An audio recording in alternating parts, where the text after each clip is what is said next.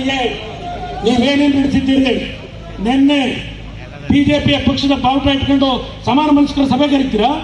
ನಿಮ್ಮ ಪಕ್ಷದ ನಿಯಂತಿದೆಯಾ? ಗೊತ್ತಿಲ್ಲ ನನಗೆಲ್ಲ. ನಾನು ಎಲ್ಲಿದ್ರು ವಿಷಯ ಗೊತ್ತಾಗ್ತದೆ. ಅದೆಲ್ಲ ಇರಲಿ ಮಾತಾಡ್ತೀನಿ, ನಾನು ಸೀಟನ್ನ ಕೊಡೋದು, ಸೀಟನ್ನ ಯಡಿಯೂರಪ್ಪ ಕೂತಿದ್ದಾರೆ. ನಾವು ಈ ಪಕ್ಷ ಉಳಿಬೇಕು. ಎನ್ಡಿಎ ಪಕ್ಷದ ಅಭ್ಯರ್ಥಿ ಗೆಲ್ಲಬೇಕು.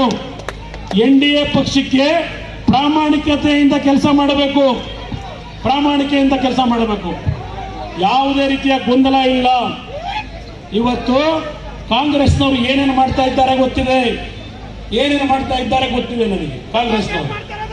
ಅದರಿಂದ ನಾನು ಈ ಕ್ಷೇತ್ರ ಉಳಿಸ್ಕೊಳ್ಳೇಬೇಕು. ನನ್ನನ್ನು ನಿಮ್ಮ ಒಂದು ಕನಕಪುರದ ನಮ್ಮ ಚನ್ನಪಟ್ಟಣದ ಕಾರ್ಯಕರ್ತರು ನನ್ನನ್ನು ನಿಲ್ಲೇಬೇಕು ಅಂತ ಹೇಳಿ ಇಲ್ಲಿ ನಿಲ್ಲಿಸ್ಕೊಂಡು ನನ್ನ ಚನ್ನಪಟ್ಟಣದ ತಂದೆ ತಾಯಿಗಳಿಗೆ ಆಶೀರ್ವಾದ ಮಾಡಿದ್ದೀರಿ.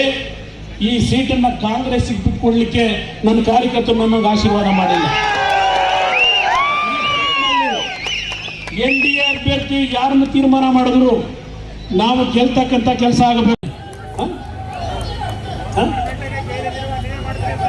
ಅದು ಮಾಡ್ತೀವಿ ಬಂದ್ರೆ ಡೆಲ್ಲಿಲಿ ಕೂತು ತೀರ್ಮಾನ ಆಗುತ್ತೆ ಅಂತ ಕೇಳಿಸ್ಕೊಳ್ತೀವಿ. ಇವತ್ತೆಲ್ಲ ಕೆಲಸ ಮಾಡಿ. ನನಗೆ ಬೇಕಾಗಿರೋದು ಎನ್ಡಿಎ ಅಭ್ಯರ್ಥಿ ಗೆಲ್ಲಬೇಕು.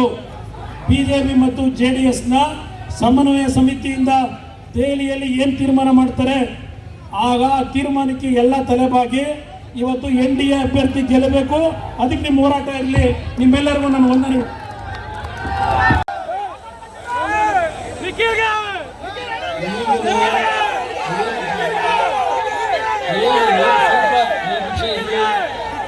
ಐದು ನಿಮಿಷ ಇದ್ರೆ ಗೊತ್ತಿದೆ ನನಗೆ. ಚನ್ನಪಟ್ಟಣ ತಾಲೂಕಿನಲ್ಲಿ ಏನು ನಡೀತಿದೆ ಗೊತ್ತಿದೆ ನನಗೆ. ಸ್ವಲ್ಪ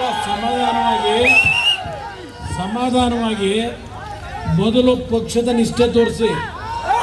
ಬಿಜೆಪಿ JDSನ ಕಾರ್ಯಕರ್ತರಿಗೆ ನಾನು ಹೇಳ್ತಕ್ಕಂಥದ್ದು, ಮೊದಲು ನಮ್ಮಲ್ಲಿ ಬೇಕಾಗಿರೋದು ಪಕ್ಷ ನಿಷ್ಠೆ, ಆಮೇಲೆ ಚರ್ಚೆ ಮಾಡೋಣಂತೆ. ಏನಿಲ್ಲ, ಇಲ್ಲಿ ಸೀಟ್ ಹಂಚಕ್ಕೆ ಬಂದಿಲ್ಲ, ಇಲ್ಲಿ ಸೀಟ್ ಘೋಷಣೆ ಮಾಡ್ಲಿಕ್ಕೆ ಬಂದಿಲ್ಲ. ಅರ್ಥ ಮಾಡ್ಕೋಬೇಕು. ಇವತ್ತು ರಾಜ್ಯದಲ್ಲಿ ಯಾವ ಕಾಂಗ್ರೆಸ್ನ ಆಡಳಿತ ಅಧಿಕಾರಕ್ಕೆ ಬಂದಿದೆ, ಸರ್ಕಾರ ರಚನೆಯಾದ ಮಾರನೇ ದಿವಸದಿಂದಲೇ ನಮ್ಮ ಯೂಟ್ಯೂಬ್ ಚಾನೆಲ್ನ ಸಬ್ಸ್ಕ್ರೈಬ್ ಆಗಿ, ಲೈಕ್ ಮಾಡಿ, ಪಕ್ಕದಲ್ಲಿ ಕಾಣಿಸೋ ಬೆಲ್ ಐಕನ್ನ ಕ್ಲಿಕ್ ಮಾಡಿ.